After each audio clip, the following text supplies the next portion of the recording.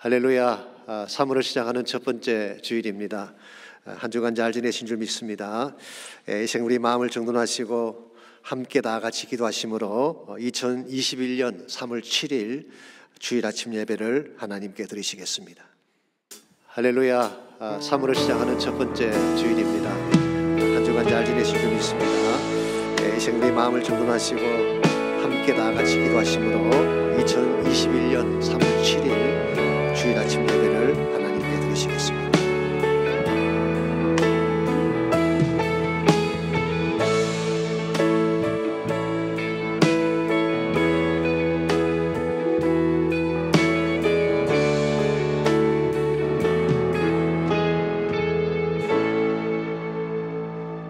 새 노래로 여호와께 찬송하라. 그는 기이한 일을 행하사 그의 오른손과 거룩한 팔로 자기를 위하여 구원을 베푸셨음이로다. 여호와께서 그의 구원을 알게 하시며 그의 공의를 문나라의 목전에서 명백히 나타내셨도다. 온 땅이여 여호와께 즐거이 소리칠지어다. 소리내어 즐겁게 노래하며 찬송할지어다. 아멘. 하나님 감사합니다. 거룩한 주일 아침 하나님을 마음껏 예배할 수 있도록 이와 같이 아름답고 소중한 예배 시간 주신 것을 감사합니다. 전심을 다해 예배하는 중에 살아계신 하나님을 만나 뵙게 하시고 주의 음성 듣게 해주시고 우리의 속 심령에 변화되어지는 거룩한 역사가 일어나도록 축복하여 주시옵소서. 예수님의 이름으로 기도하옵나이다. 아멘.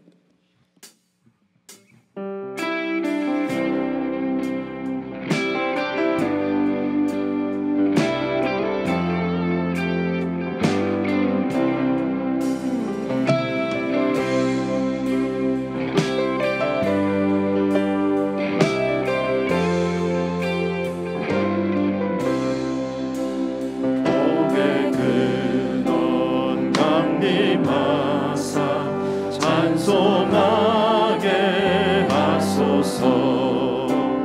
한량없이 자비하심 증량할 길 없도다. 천사들의 찬송가를 내게 가르치소서.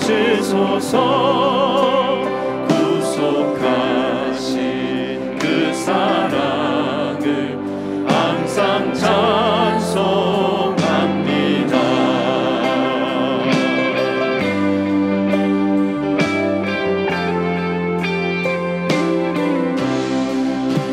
주의 크신 도움만아 이때까지 왔으니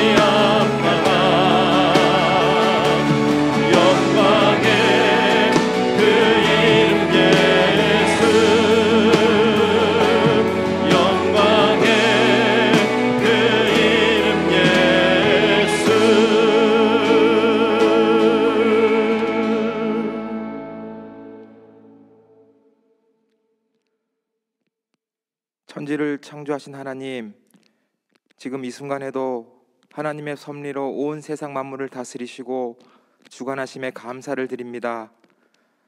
하나님 영광 가운데 이곳에 임재하여 주셔서 마음 중심으로 올려드린 우리의 찬양을 기뻐 받아주시며 저희에게도 하나님의 충만한 은혜를 체험하는 예배의 시간으로 축복하여 주시옵소서. 우리의 삶, 매 순간순간이 하나님의 은혜임을 고백합니다. 우리가 말씀 따라 착한 자녀로서 살 때도 하나님의 은혜로 살았으며 때론 방황하는 자녀로 살 때도 삶에 개입하셔서 바른 길로 인도하신 하나님의 은혜가 있었음을 고백합니다. 이 변치 않고 한결같으신 은혜를 기억하며 우리도 더욱더 하나님 자녀답게 바르게 깨끗하게 살기를 다짐합니다. 이 시간 성령님께서 지난 한 주간에 우리가 지은 죄들을 기억나게 하시고 그 죄들을 자백할 때 예수님 보혈로 깨끗하게 하여 주사 드려지는 예배가 복된 예배가 되며 하나님을 향한 우리의 헌신과 섬김이 은혜가 바탕이 되게 하사 끝까지 충성함으로 나아가는 우리 모두가 되게 하여 주시옵소서. 하나님, 코로나 팬데믹이 오래 지속되며 또 어려울수록 더욱더 깊이 하나님을 만나는 시간으로 인도해 주심에 감사를 드립니다. 이럴 때일수록 온라인 제자 훈련을 통해 말씀 붙잡고 살게 하심에 감사를 드리며 어려운 현실에 처해 있다면 말씀 가운데 힘주시며 혹은 세상을 바라보던 눈이었다면 이제 눈을 들어 하나님을 바라볼 수 있게 하여 주시옵소서. 참여하는 모든 이들에게 말씀을 통해 내면의 변화를 있게 하셔서 세상 속에선 성숙한 크리스찬으로 서 있으며 교회를 통해선 하나님의 일꾼으로 바로서 나아갈 수 있도록 인도하여 주시옵소서. 하나님, 하나님께서 세우신 우리 교회를 위해 기도하길 원합니다. 먼저 하루속히 모든 성도님들이 대면 예배에 더 가까이 나아갈 수 있도록 환경을 열어주셔서 마지막 시대에 그날이 가까울수록 더욱더 예배에 모이기에 힘쓰는 우리 교회가 되게 하여 주시옵소서. 양무리를 축복하시고 말씀과 교제함으로 모이기 힘쓰며 또한 다음 세대를 말씀으로 세워나가며 그 무엇보다도 선교적 사명을 잘 감당하도록 우리 교회를 인도하여 주시옵소서. 무엇보다도 올해는 꼭 성령님의 도우심으로 다쳤던 모든 단기 선교를 열어주시고 저희를 향하신 복음 사명을 잘 감당하는 우리가 되게 하여 주시옵소서. 오늘 말씀을 전하실 박상근 담임 목사님을 위해 기도합니다. 주님의 의로운 오른팔로 목사님의 사역과 삶과 가정과 자녀들을 강하게 붙들어 주시기를 기도합니다. 오늘도 선포되는 생명의 말씀이 성령님의 인도하심에 따라 능력 있게 선포되게 하여 주시고 말씀을 듣는 우리에게 하나님의 진리를 깨달으며 그 진리 안에서 영혼의 자유함을 누리는 축복된 예배가 되기를 간절히 소원하오며 이 모든 기도 늘 우리와 함께 계시는 예수님의 이름으로 기도드립니다.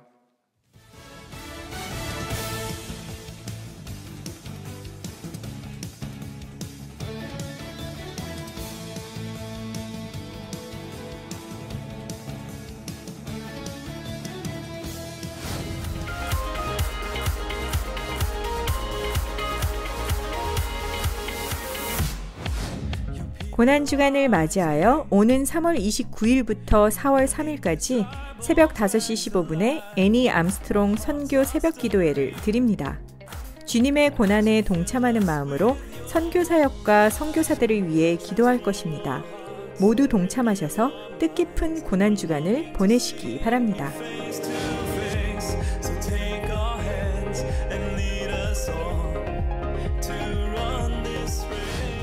본교회에서는 부활절 헌금을 애니 암스트롱 선교 헌금으로 드립니다. 헌금의 10%는 교단 국내 선교부에 헌금하고 나머지 전액은 선교사역을 위해 사용됩니다. 오는 성금요일과 부활주일에 애니 암스트롱 선교 헌금을 드리게 됩니다. 많은 기도로 준비해 주시기 바랍니다.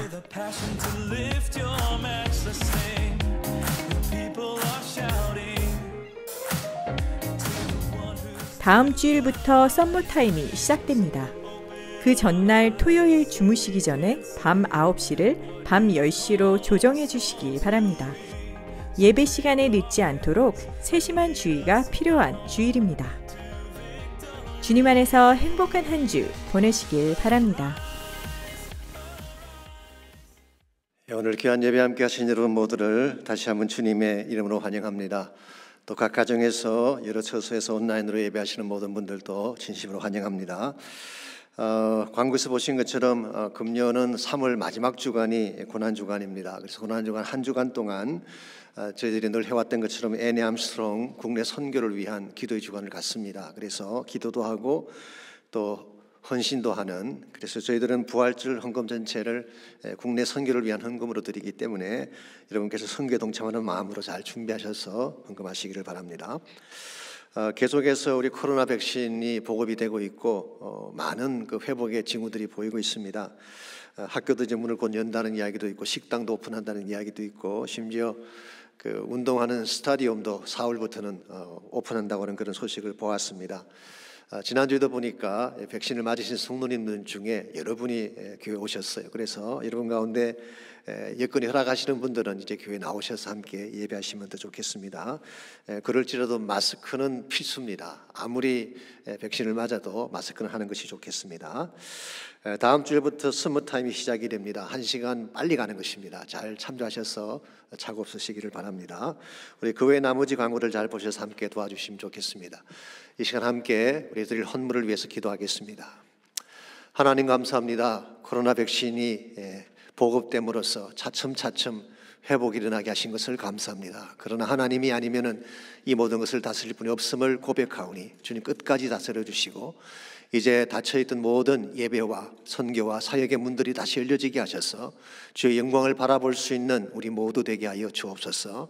이 시간 예배 드리는 중에 우리의 마음과 정성을 담아 하나님 앞에 소중한 헌물을 올려드립니다. 이 물질이 주의 나라 영광에 쓰임받도록 축복해 주시고 또 성도들의 가정과 삶의 터전, 지금은 어렵고 힘든 가운데 있지만 주의 도우심으로 회복이 일어나고 풍성하게 되어지는 역사가 있도록 축복하여 주옵소서. 감사드리오며 예수님의 이름으로 기도하옵나이다. 아멘.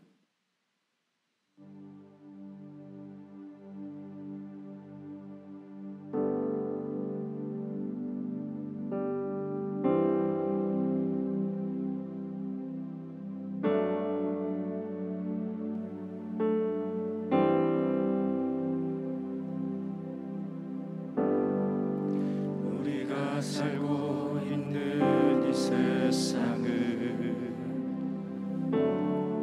주님의 손길 안 닿은 곳 없네.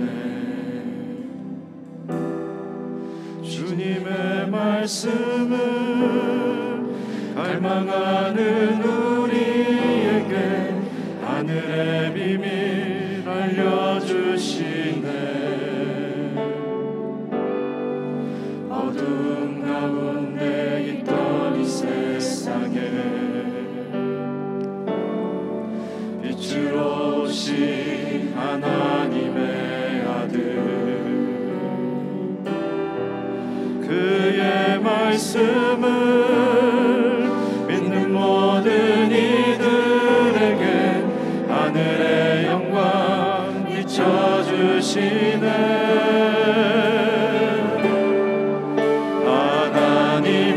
말씀으로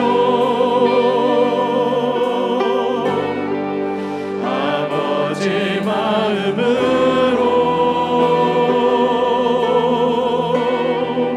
나 달려갑니다.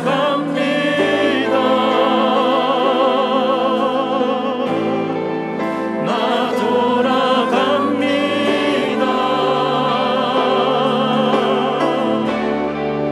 말씀이 육신되어 말씀이 내 삶 되어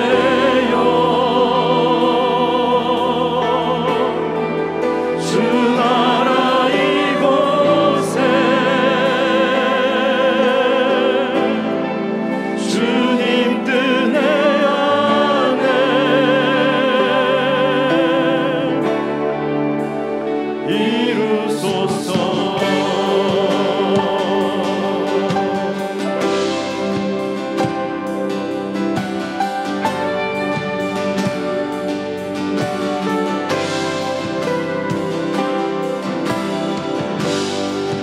어두운 가운데 있던 이 세상에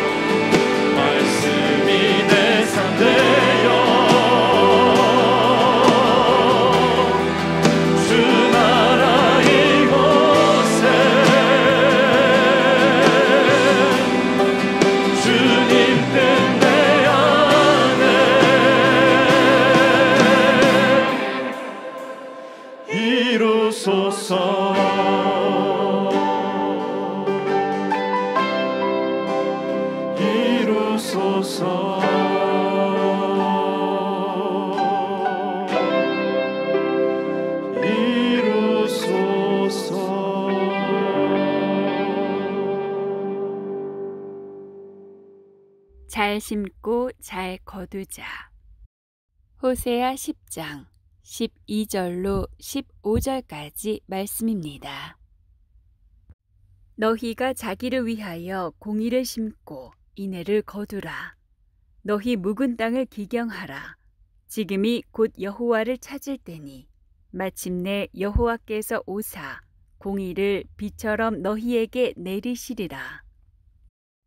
너희는 악을 밭가라 죄를 거두고 거짓 열매를 먹었나니 이는 내가 내 길과 내 용사의 많음을 의뢰하였음이라. 그러므로 너희 백성 중에 요란함이 일어나며 내 산성들이 다 무너지되 살만이 전쟁의 날에 베다웨를 무너뜨린 것 같이 될 것이라. 그때에 어머니와 자식이 함께 부서졌도다. 너희의 큰 악으로 말미암아 베델이 이같이 너희에게 행하리니 이스라엘 왕이 새벽에 정령 망하리로다. 아멘. 우리말 속담에 콩 심은 데 콩 나고 팥 심은 데 팥 난다는 말이 있죠. 심은 대로 그른다는 뜻입니다. 이것은 하나님께서 만드신 자연의 원리입니다. 근데 우리가 인생을 살아가는 원리도 마찬가지입니다. 삶을 살아가면서 좋은 것을 심어야 좋은 열매를 맺는 것이지 거짓과 불의를 심으면서 축복의 열매를 기대한다는 것은 있을 수가 없습니다. 거짓을 심었으면 언제인가 그것이 주는 스리선 열매를 맛볼 수밖에 없는 것입니다. 몇 년 전에 미국 변호사협회에서 발행하는 ABA 저널이라는 잡지가 있습니다. 거기에 한국인 변호사 한 사람이 소개가 됐습니다. 31살 난 젊은 분이신데 이 사람은 듀크대를 졸업하고 보스턴 법대를 졸업한 엘리트였습니다. 그런데 이분에 대한 스토리는 부끄럽게도 훌륭한 변호사이기 때문에 다뤄진 것이 아니라 가짜 변호사로 사기를 쳤기 때문에 이 스토리가 다뤄졌습니다. 그 저널에 의하면은 이 사람은 1993년도에 보스턴 법대를 졸업하고 그 해에 매사추세츠 변호사 시험에 응시를 했는데 낙방을 했습니다. 그랬으면 어떻게 하면 될까요? 다시 보면 되는 것입니다. 처음에 합격하는 사람은 그렇게 많지 않습니다. 여러 차례 다들 본다고 그러는데요. 근데 이 사람은 엘리트식 때문에 이 사실이 가족이나 주변 사람들에게 알려지는 것이 두려웠습니다. 그래서 합격했다고 거짓말을 한 것입니다. 이때부터 가짜 행각이 시작이 됐습니다. 그러다 보니까 삶 자체가 들쑥날쑥할 수밖에 없죠. 어떤 법률회사에서는 3주 만에 들통이 나서 쫓겨나기도 하고 어떤 회사에서는 11일 만에 쫓겨나기도 했습니다. 그래서 약 6년 동안 8개 법률회사를 전전하면서 가짜 행사를 해오다가 결국 사기 혐의로 체포가 되어져서 10만 불의 보수금을 책정받고 재판을 기다리고 있다는 그런 스토리였습니다. 왜 이와 같은 불행이 그에게 주어졌을까요? 공부를 못해서 아닙니다. 그는 명문대 출신이었습니다. 그럼 능력이 부족해서 그랬을까요? 그것도 아닙니다. 정말 마음을 잡고 성실히 공부했다면 충분히 합격할 수 있는 사람이었습니다. 그럼 왜 젊고 똑똑한 젊은이가 이런 비참한 모습으로 전락을 한 것일까요? 그것은 한 번 시작한 작은 거짓말 때문이었습니다.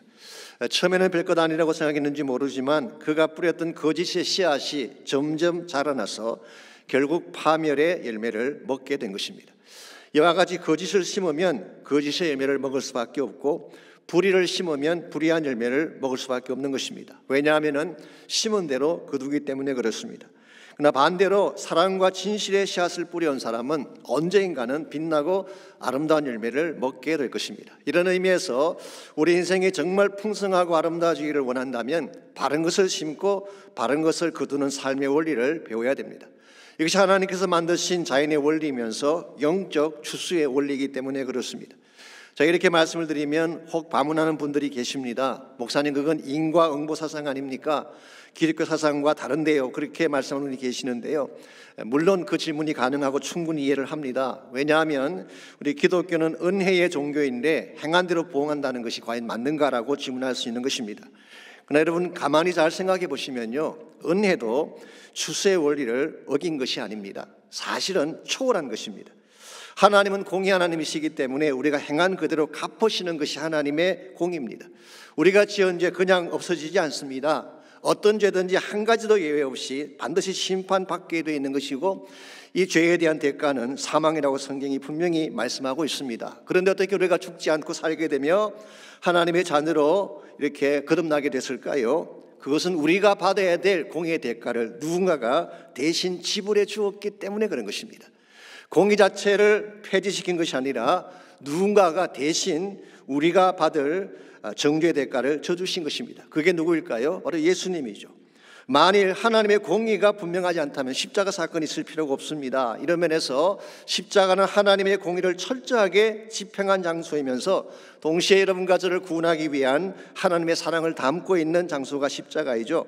이런 측면에서 은혜는 하나님의 원리를 벗어난 것이 아니라 우리의 파격적인 사랑으로 그것을 초월해 주신 것입니다.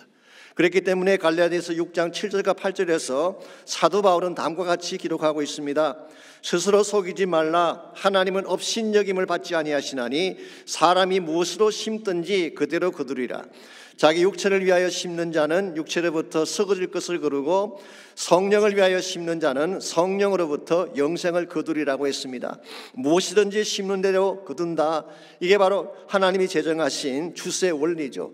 육체를 위해 심었으면 당연히 썩을 것을 거둘 수밖에 없는 것입니다. 그러나 성령을 위해 심게 되면 성령으로부터 생명의 열매를 거두게 되고 아름다운 열매들을 맺게 되는 것입니다. 이와 같은 것이 하나님이 정하신 영적 추수이기 때문에 이와 같은 사실을 무시하면 안 되는 것입니다. 만일 이와 같은 하나님의 심는 대로 거둔다는 이 원리를 무시하게 되면 어떤 결과가 주어질까요? 두 가지 결과가 주어집니다. 첫째는 스스로 속이게 된다고 성경은 말씀하고 있습니다. 잘못된 것을 심고도 좋은 것을 얻으려고 하기 때문에 결국은 자기가 자기 자신을 속이는 것입니다. 두 번째는 하나님을 업신여기는 것이 된다고 말씀하고 있습니다. 이 갈라디아서 6장에서 업신여긴다, 옛날 성경은 만홀히 여긴다 그랬는데요, 이 말의 뜻은 조롱한다는 뜻입니다. 영어 성경에 mocking, ridicule, make a fool of him 이와 같은 번역들을 했죠.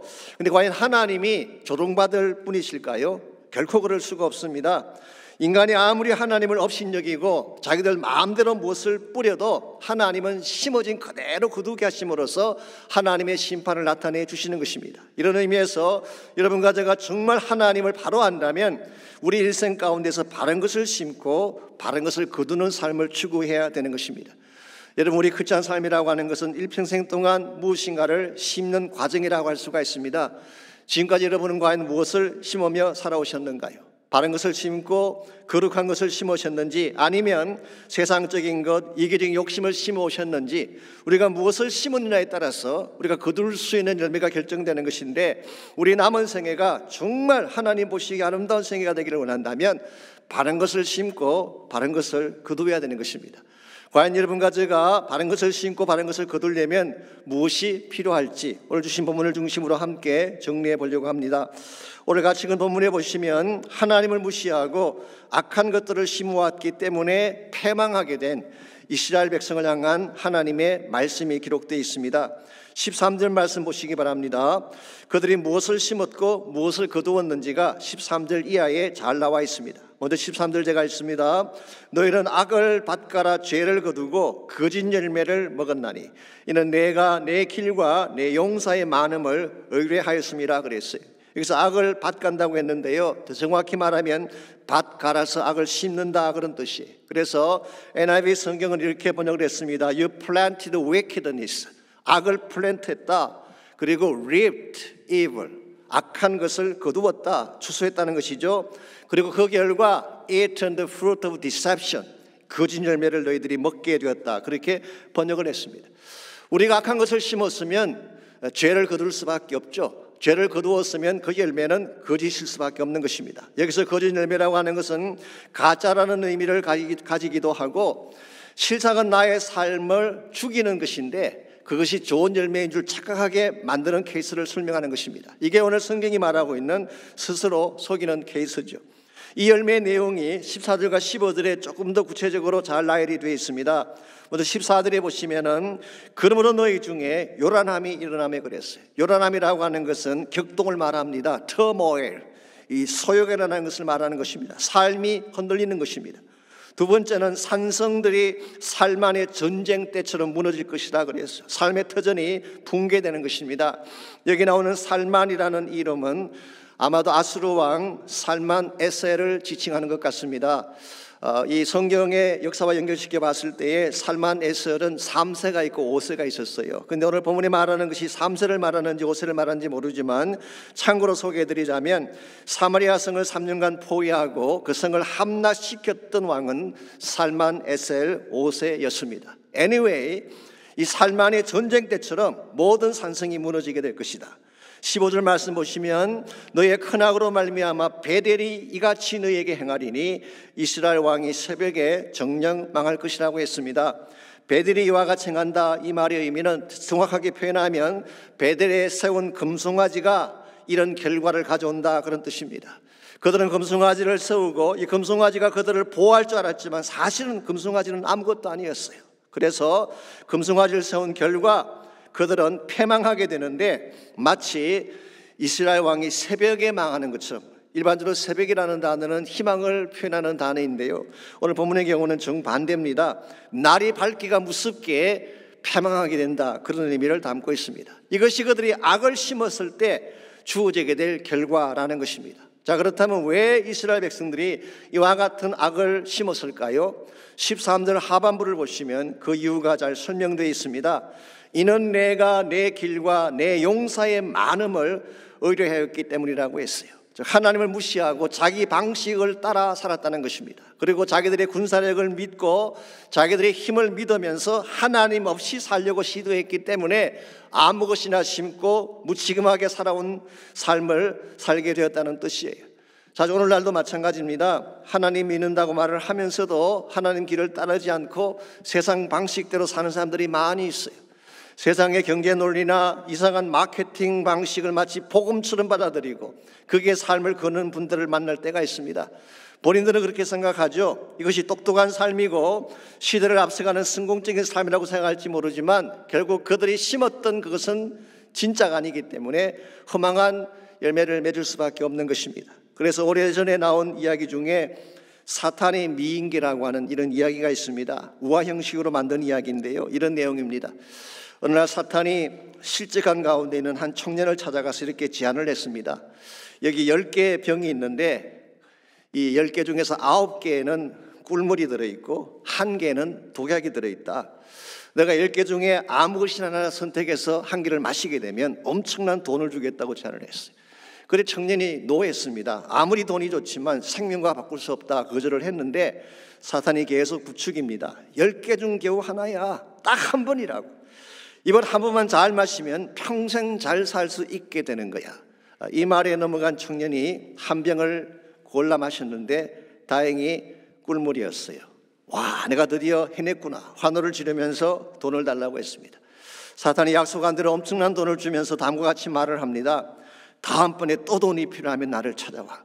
이제 9개가 남았는데 그 중에 1개를 마시면 이번에는 돈을 값지나 주겠다, 그렇게 이야기를 했어요.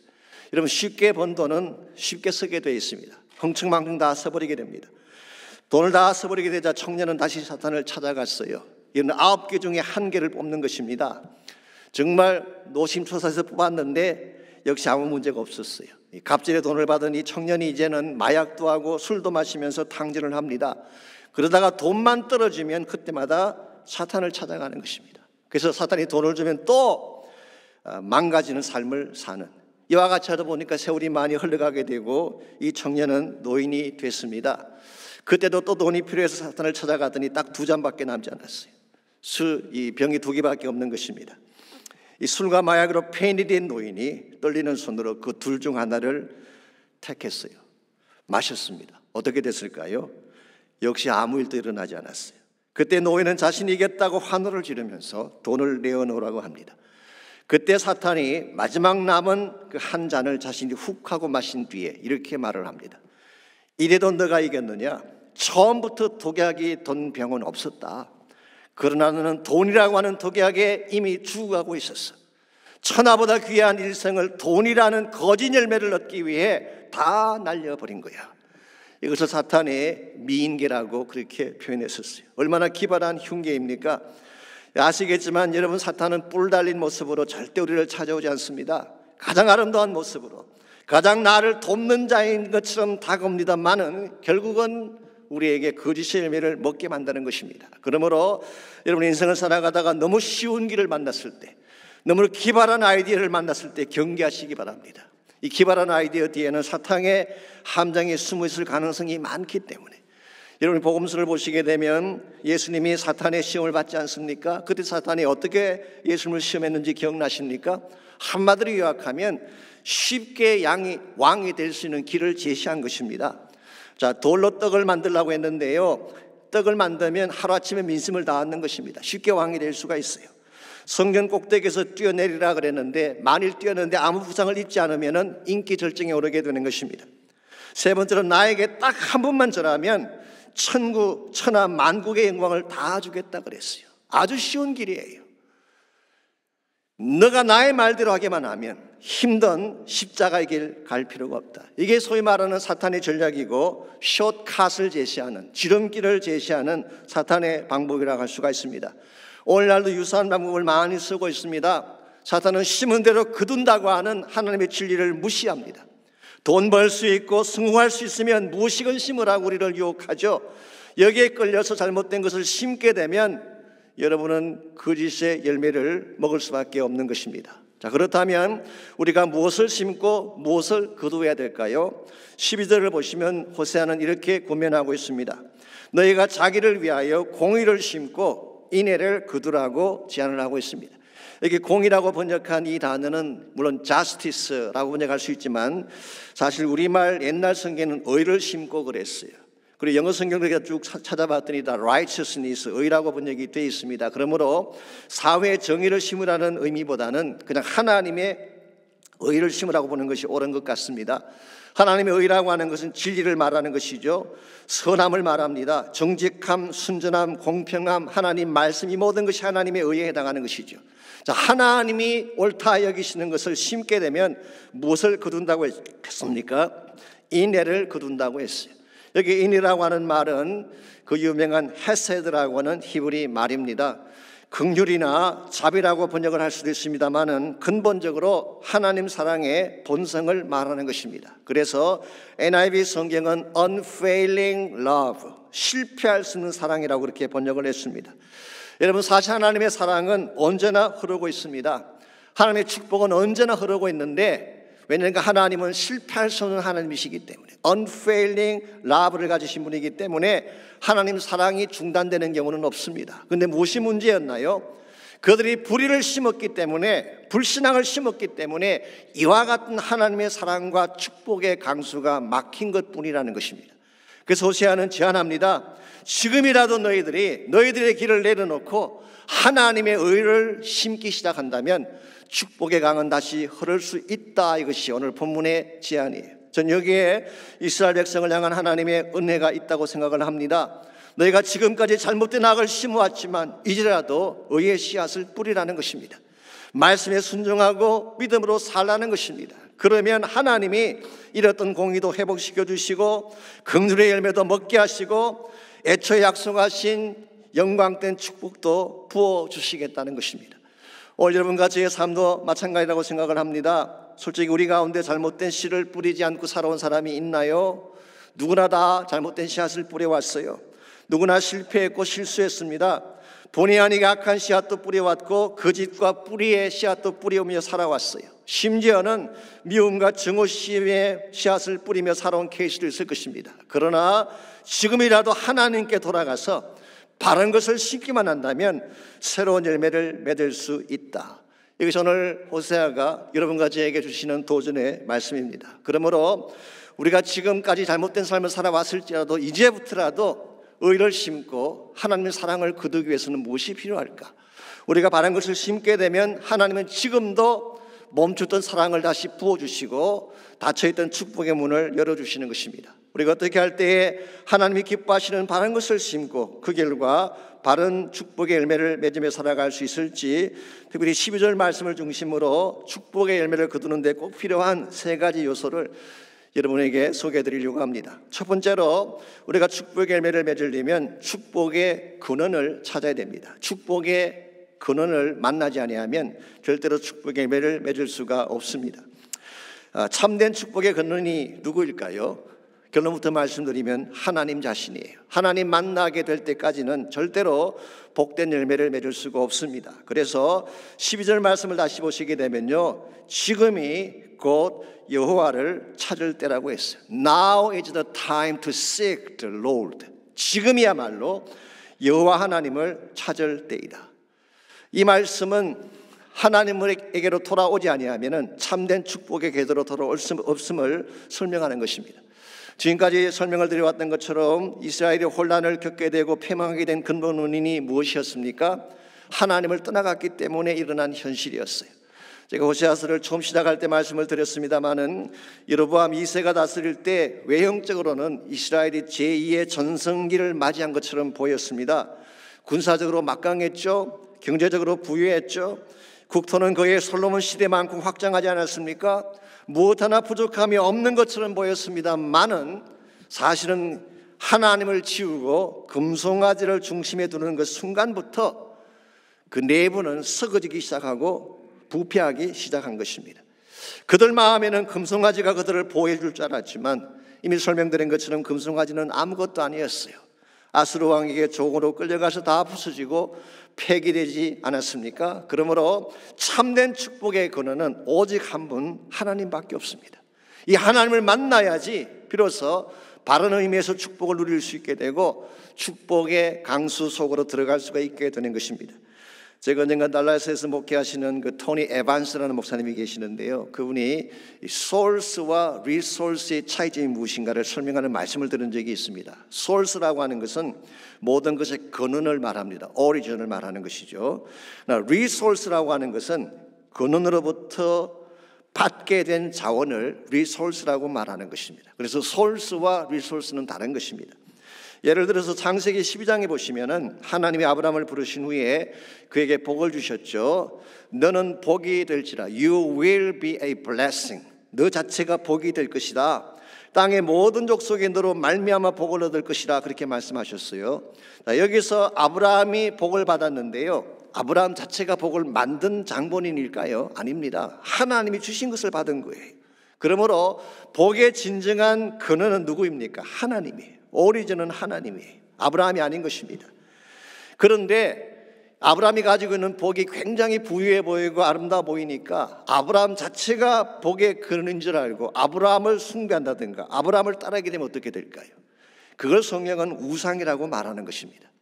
참된 축복의 오리진은 하나님인데, 모든 것을 가능케 하신 분은 하나님 자신인데 하나님이 아닌 다른 어떤 대상에게 복을 부탁한다든가 나의 삶을 의지하면 이것을 성경은 우상이라고 말하는 것입니다.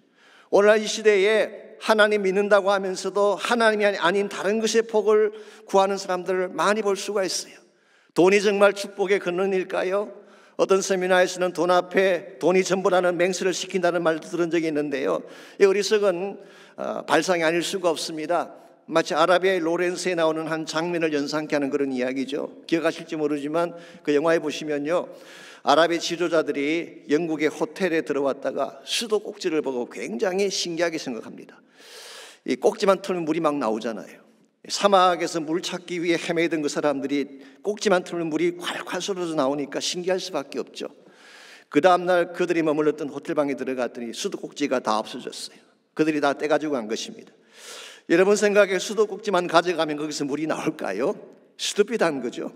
수도 꼭지가 물의 근원에 연결되어 있기 때문에 거기서 물이 나온 것입니다. 우리 삶도 마찬가지라는 것이죠. 하나님이라고 하는 근원에 연결되지 아니하면 여러분이 아무리 노력하고 해서도 복을 만들어낼 수가 없어요. 그래서 오늘 성경은 Seek the Lord, 여호와를 찾으라고 권면한 것입니다. 여호와를 찾는다는 말의 뜻은 그분을 사모하고 믿음으로 그분께 나가라는 의미입니다. 그분께 나아가서 기도하고 그분을 월십하라고 하는 뜻이에요. 여러분이 정말 하나님이 내 인생의 전부인 것을 고백하고 그분이 내 생명의 주권자여 내 모든 축복의 근원인 것을 기억하고 하나님을 찾아갈 때에 여러분 삶 속에 축복의 길이 다시 열리기 시작하는 것입니다. 이런 면에서 우리가 하나님 만나는 것 소홀해서 안 됩니다. 정말 사슴이 시냇물을 찾기에 갈급함같이 하나님을 갈망해야지. 여러분, 환경이 힘들다고 어렵다고 하나님 만나는 것을 포기하면 모든 것은 끝나는 것입니다. 팬데믹이 왔다고 해서 예배를 멈춰서 되겠습니까? 팬데믹이 왔다고 해서 기도를 멈춘 채 망연자실한 채 가만히 있으면 문제가 풀리겠습니까? 정말 더 간절한 마음으로 하나님께 나가야 돼요. 그리고 그분의 보좌를 붙잡고 기도할 때에 하나님이 다시 축복의 강수를 흐르게 하시는 것입니다. 이런 면에서 여러분과 제가 진정한 차원에서 축복의 열매를 맛보기를 원한다면 복의 근원이신 하나님을 만나야 되는 것입니다. 두 번째로 마음의 기경을 해야 됩니다. 마음의 기경. 이 마음을 다시 가꾸어서 옥토로 만들어야 된다, 그런 뜻입니다. 여러분 12절 말씀을 계속 보시면요, 축복의 열매를 맺는데 필요한 두 번째 요소를 이렇게 소개하고 있습니다. 너희 묵은 땅을 기경하라 그랬어요. 자, 묵은 땅이라고 하는 것은 어떤 땅을 말할까요? 오랫동안 방치되어 있기 때문에 굳어진 땅을 말하는 것입니다. 잘 가꾸지 않았기 때문에 잡초만 나와 있든지 돌짝으로 가득 찬 밭을 말하는 것입니다. 이와 같은 밭에는 무엇을 뿌려도 식물이 자랄 수가 없습니다. 그래서 이와 같은 땅은 기경해야 되는 것입니다. 기경한다는 말은 break up하라는 것입니다. 깨뜨리라는 거예요. 그래서 땅을 깨뜨리고 흙을 잘게 부수어서 좋은 농토가 되게 해야지, 그게 씨앗을 뿌려야지 성장할 수가 있다는 뜻입니다. 사실 오늘 본문에서 호세아가 이 단어를 쓴 것은요, 그 당시 이스라엘 백성들의 마음 상태를 그렇게 표현한 것입니다. 그들은 오랜 시간 동안 우상을 섬기는 가운데에 그들의 심령이 굳을 대로 굳어져 있었습니다. 아마도 처음에 금송아지 우상 앞에 절을 할 때는 좀 어색하게 생각했을 가능성이 있습니다. 하나님의 백성으로서 이렇게 해도 되나라고 하는 일말의 가책을 느꼈을 가능성도 있죠. 그러나 시간이 흘러가면서 점점 마음이 굳어져 가기 시작했어요. 양심의 가책이 없어집니다. 난잡한 이방 축제를 보면서도 무감각해져서 아무런 문제의식을 느끼지 못하게 된 것입니다. 오히려 그들의 마음 중심에 세상적인 이기심과 탐욕이 들어오기 시작하면서 불신앙으로 변화되어지고 세속화의 마음으로 심령이 굳어져 간 것이죠. 이와 같은 것을 오늘 성경은 묵은 땅이라고 말하고 있습니다. 이와 같이 강팍하고 불신앙으로 굳어진 우리의 마음 밭에는 무엇을 뿌려도 열매가 자랄 수 없는 것입니다. 하나님이 어떤 말씀을 주셔도 어떤 은혜를 주어도 우리 심령 속에 들어올 수가 없게 되는 것입니다. 오래전에 헨리 나우엔이 쓴 글을 제가 보았더니요, 한 수도사에 대한 이야기를 그분이 하셨어요. 어떤 젊은 수도사 한 사람이 처음 수도원에 들어갔을 때 들어가자마자 원장에게 이렇게 물었습니다. 삶의 변화는 언제 일어나는 것입니까? 그때 원장님이 물을 한 바가지 가져오겠습니다. 그리고 그 물을 바닥에 부으라고 했어요. 바닥에 부었더니 물이 그냥 아래쪽으로 쭉 흘러가고 마는 것입니다. 이번에는 꼭갱이를 가지고 와서 땅을 깨뜨리게 했어요. 그렇게 한 후에 다시 그 위에 물을 붓게 했더니 물이 땅속으로 스며 들어가는 것입니다. 원장이 이제 알겠느냐? 수도사가 예, 잘 알겠습니다. 이 도사들의 대화니까 우리한테는 좀 이상할지 모르지만 이해가 되시나요? 무슨 말인지. 먼저 자아를 깨뜨리지 아니하면 수도원 아니라 그 어떤 곳에 들어가도 변화가 일어날 수 없다는 것입니다. 헨리 나우엔은 이와 같은 것을 깨어짐의 영성이라고 불렀어요. 오늘 우리의 마음도 마찬가지입니다. 우리의 마음이 딱딱하게 굳어 있으면 하나님이 어떤 은혜를 부어주셔도 스며 들어갈 수가 없는 것입니다. 우리가 정말 하나님 은혜 받기를 원하고 하나님의 복을 받기를 정말 원한다면 내 마음을 기경해야 돼요. 굳어진 나의 마음을 파헤쳐야 되는 것입니다. 잡지와 엉겅퀴는 다 뽑아내어버리고 내 심령이 하나님의 말씀이 잘 들어올 수 있도록 말씀과 성령으로 나를 기경하지 않게 되면 하나님의 어떤 축복도 내 심령 안에 성장할 수가 없는 것입니다. 그래서 다윗은 시편 51편 17절에서 이렇게 말을 했습니다. 하나님께서 구하시는 제사는 상한 심령이라고 했어요. 상한 심령이 무엇입니까? 깨어진 심령을 말하는 것이죠. 아마 다윗 개인의 경험을 잘 표현한 것 같습니다. 마음이 굳었을 때 하나님 보지 못했어요. 하나님 은혜를 알지 못했어요. 하나님 얼마나 무서운 분인지도 인식하지 못했는데 마음을 깨고 보니까 하나님이 보이기 시작했어요. 은혜가 보이기 시작했어요. 그때 비로소 하나님의 용서와 치료가 시작된 사실을 강조한 것입니다. 이런 의미에서 여러분과 제가 정말 우리 마음속에 은혜가 성장하고 하나님의 말씀이 성장하기를 소원한다면 먼저 나를 깨뜨리는 훈련을 해야 돼요. 십자가 앞에 나가서 나의 죄를 자복하고 말씀과 성령으로 나의 마음을 기경해야지 우리 심령 가운데 사랑의 열매도 맺히고 기쁨의 열매, 평안의 열매가 가득 차게 되는 것입니다. 이와 같이 우리가 진실로 바른 것을 심고 바른 열매를 거두기를 정말 원한다면 1차적으로는 축복의 근원 되신 하나님을 만나야 합니다. 그분을 떠나서는 무엇을 해도 바른 열매를 맺을 수 없기 때문입니다. 두 번째는 굳어진 우리의 마음밭을 기경해야 되는 것입니다. 강팍하고 굳어진 나의 마음을 깨뜨리고 날마다 하나님께 나가서 은혜를 구할 때에 하나님이 회복을 주시는 것입니다. 마지막 세 번째로 축복의 열매를 맺으려면 은혜의 단비가 필요합니다. 농사를 짓는 분들은 잘 아시겠지만요, 아무리 좋은 씨앗을 준비하고 땅을 잘 기경해 놓아도 하늘에서 비가 쏟아지지 아니하면 결코 좋은 결실을 이룰 수가 없습니다. 우리 영적 생활도 마찬가지입니다. 그래서 12절 하반부를 보시면 영적 추수를 위한 세 번째 요소를 오늘 성경은 이렇게 소개하고 있습니다. 마침내 여호와께서 오사 공의를 비처럼 너희에게 내리시리라. 사실 원래 원어를 보게 되면 공의가 비가 되어 내린다 그렇게 되어 있어요. 의의 비를 부으신다 그런 뜻이에요. He rains righteousness upon you. 그냥 비처럼이 아니라 의의 비, 공의의 비를 내린다 그렇게 되어 있어요. 저는 이 말씀에서 특별히 여러분이 주목해야 될 단어가 하나 있습니다. 그게 마침내라고 하는 단어예요. 이것은 기다림의 시간을 강조하는 것입니다. 즉 때가 찼을 때 내리는 비를 의미하는 것이죠. 그리고 여기서 내리는 비는 그냥 우연히 내리는 비를 말하는 것이 아닙니다. 여름철 잠깐 지나가는 소나기를 말하는 것이 아닙니다. 정말 기다렸을 때 마침내 하나님이 하늘문을 여시고 우리 심령 가운데 쏟아 부어주시는 비를 말하는 것입니다. 자, 그렇다면 이 비는 그냥 비가 아니라 약속과 관련된 비라는 것을 금방 알 수가 있죠. 과연 하나님이 어떤 약속을 주셨을까요? 사실 비에 대한 약속은 성경에 많이 나오지만 예를 들면 시편 84편 6절에 보게 되면 우리 인생의 눈물 꼴짝을 지나갈 때 부어주시는 이런 비의 축복이 있습니다. 매일이 우리 마음을 적셔주는 비를 의미할 수 있을 것입니다. 혹은 스가랴 10장 1절에 보시게 되면 봄비가 나옵니다. 유다 민족 해방의 날에 부어주실 하나님의 축복을 의미하는 것입니다. 혹은 우리가 잘 아는 요엘서 2장 23절에 보게 되면 이런 비와 늦은 비의 축복이 약속되어 있죠. 이 말씀은 오순절날 내릴 성령의 단비를 의미했죠. 여러 가지 많은 가능성이 있긴 합니다만은 오늘 본문에서 특별히 공의를 비처럼 내리신다라고 한 것을 보게 되면 이 비가 쏟아짐으로 말미암아 하나님의 의가 온 땅에 가득 차게 됨을 강조하고 있습니다. 모든 사람들의 의를 맛보게 되게 되면 그들 심령 가운데 하나님의 의가 쏟아지게 되는 케이스를 말하는 것입니다. 그렇다면 이 비는 그냥 비가 아니라 우리 심령을 살게 하는 비요, 죄의 사슬에서 우리를 해방시키는 비요, 궁극적으로 하나님 나라의 복음을 일으키는 비. 그렇다면 이 비는 성령의 단비를 의미할 가능성이 많습니다. 여러분, 이 비가 내려야지 메마른 땅의 생기가 다시 시작되는 것입니다. 이 비가 내려야지 복음 운동이 다시 일어나게 되고 물이 바다를 덮음같이 요라는 지식이 온 땅을 덮게 되는 것입니다. 이 비가 쏟아져야지 교회가 교회다워지고 상실했던 복음의 파워가 다시 회복이 되는 거예요. 여러분, 사도행전서를 보시기 바랍니다. 초대교회 부흥의 근본 원인이 어디 있었나요? 초대교회 부흥은 숫자가 일으킨 부흥이 아니었습니다. 왜냐하면 전체 숫자가 기껏해야 120명밖에 되지 않았다고 했어요. 숫자가 일으킨 부흥이 아니었어요.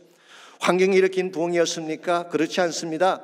그들은 극심한 박해 가운데 있었고 언제 관원이 덮칠지 모르는 어둡고 두려운 상황 속에 살았어요. 그러므로 절대로 좋은 환경적 여건이 아니었습니다. 그럼에도 불구하고 이 모든 것을 뚫고 그들은 복음의 깃발을 들었어요. 비결이 무엇일까요?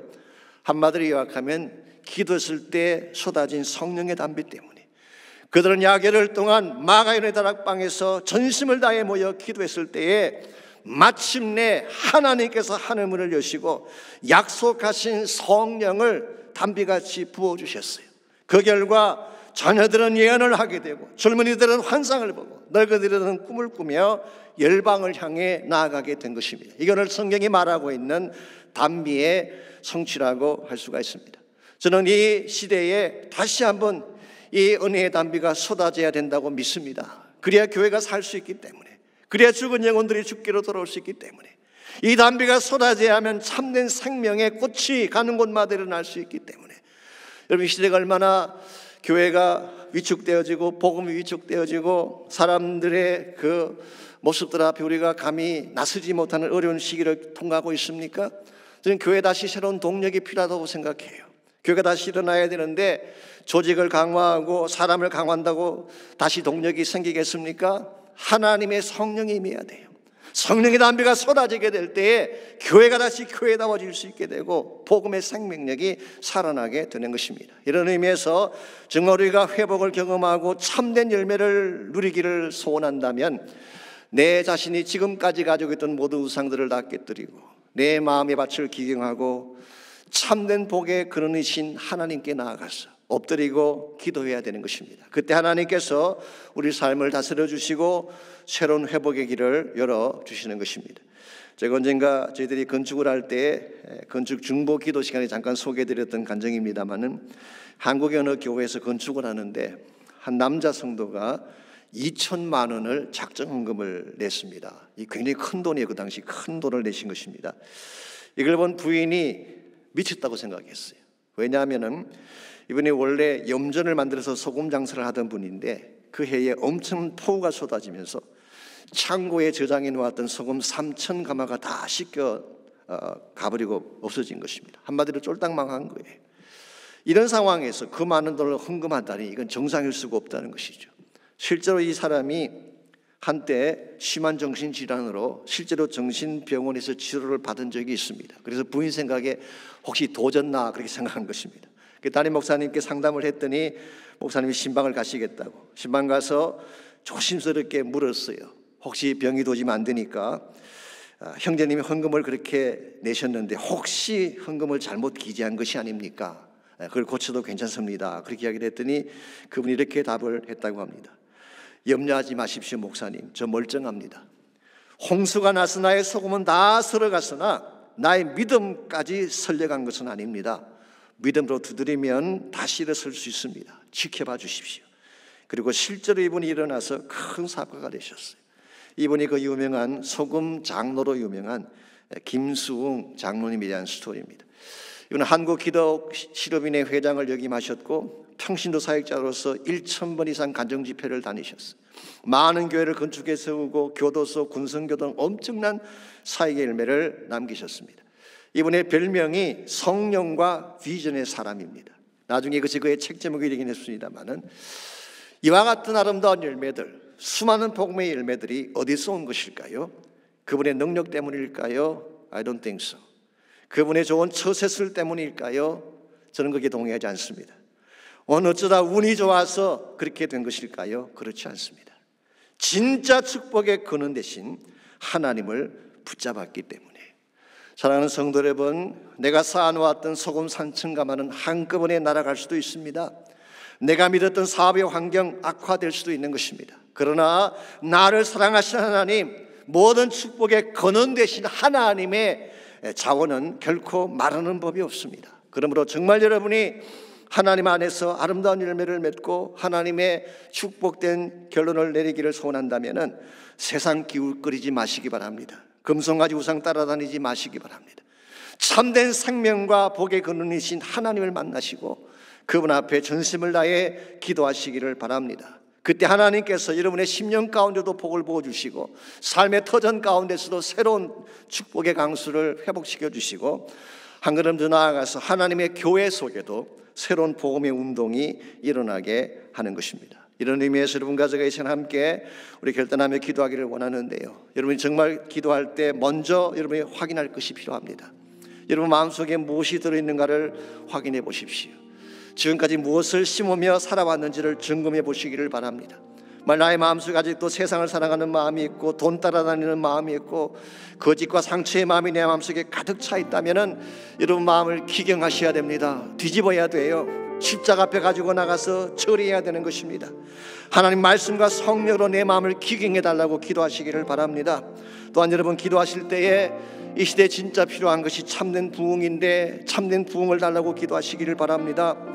마틴 로이드 존스 목사님은 이렇게 말씀하셨어요. 부흥이란 영광 가운데 계시는 하나님의 얼굴을 구하는 것이고 그분께로 돌아가는 것이며 그분께 기도하는 것이라고 정의를 내렸어요.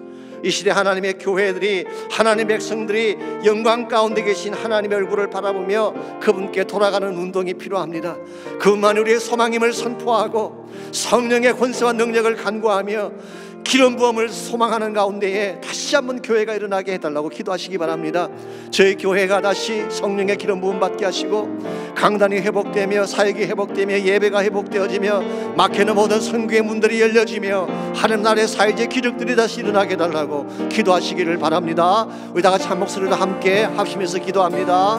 하나님 감사합니다. 우리를 사랑해 주셔서 우리의 죄악과 우리의 잘못에도 불구하시고 다시와 같은 은혜의 기회를 주신 것을 감사합니다. 그동안 죄를 심어왔던 우리의 모습을 용서해 주시고 세상을 바라보며 돈을 바라보며 험한 이 세상의 성공주의를 바라보며 살아왔던 우리를 하나님 용서해 주시고 다시 나의 마음을 기경하고 새롭게 변화시키게 도와주셔서 주의 영광 보게 하시기를 원합니다. 내 심령 가운데 성령님 다시 임하게 도와주옵소서.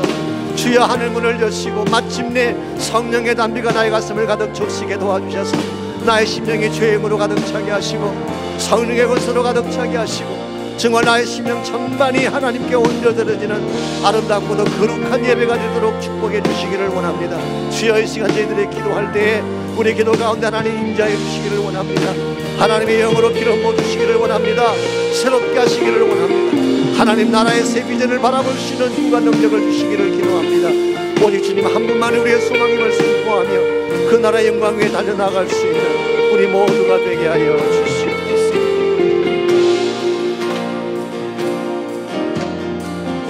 오소서 진리의 성령님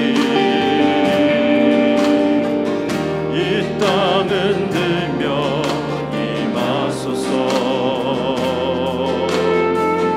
거짓과 탐욕 죄악에 무너진 우리 가슴 젊게 하소서. 오소서 은혜의 성령님 하늘 가르고 임하소서. 거룩한 불꽃 하늘로서 임하사 타오르게 하소서. 주 영광 위에 붉게 불길 타오르게 하소서. 진리의 말씀 이 땅 새롭게 하소서. 은혜의 강을 흐르게 하소서. 성령의 바람 이 땅 가득 불어와 이곳 입은 주의 순결한 백성 주의 영광 위에 이제 일어나 열방을 치유하며 행진하는 영광의 그날을 주소서. 붉게 불길 타오르게 하소서. 진리의 말씀 이 땅 새롭게 하소서. 은혜의 강을 흐르게 하소서. 성령의 바람 이 땅 가득 불어와 이 옷 입은 주의 순결한 백성 주의 영광 위에 이제 일어나 열방을 치유하며 행진하는 영광의 그날을 주소서. 영광 영광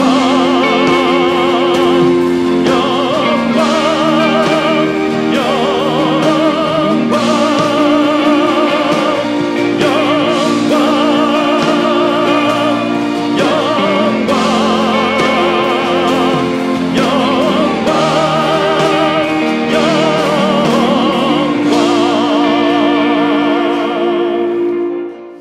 하나님 감사합니다. 오직 하나님 한 분만이 생명의 근원 되시며 모든 축복의 근원 되신다는 사실을 알게 하시니 감사합니다. 세상 바라보지 않게 하시고 금송아지 따라다니지 않도록 우리의 마음을 붙잡아 주시고 우리 심령 가운데 세속적인 가시나 은근키가 쌓이지 아니하도록 하나님 말씀으로 성령으로 우리 심령을 기경하여 주셔서 참 하나님의 사람답게 아름답고 거룩하고 정직하고 주의 영광을 바라보며 달려갈 수 있는 우리 모두가 되게 하여 주시옵소서. 이제는 우리 구주 예수 그리스도의 은혜와 하나님 아버지의 무한하신 사랑과 성령님의 충만한 임재하심이 이 아침 주 앞에 나와 준심을 다해 예배하는 사랑하는 주의 백성 한 분 한 분에게 또 각 가정에서 처소에서 예배드리고 있는 모든 온라인 예배자들 한 분 한 분에게 그들의 가정, 삶의 터전, 자녀들, 자손들 위해 이제로부터 항상 함께해 주시기를 우리 주님 예수님의 이름으로 간절히 축원하옵나이다. 아멘.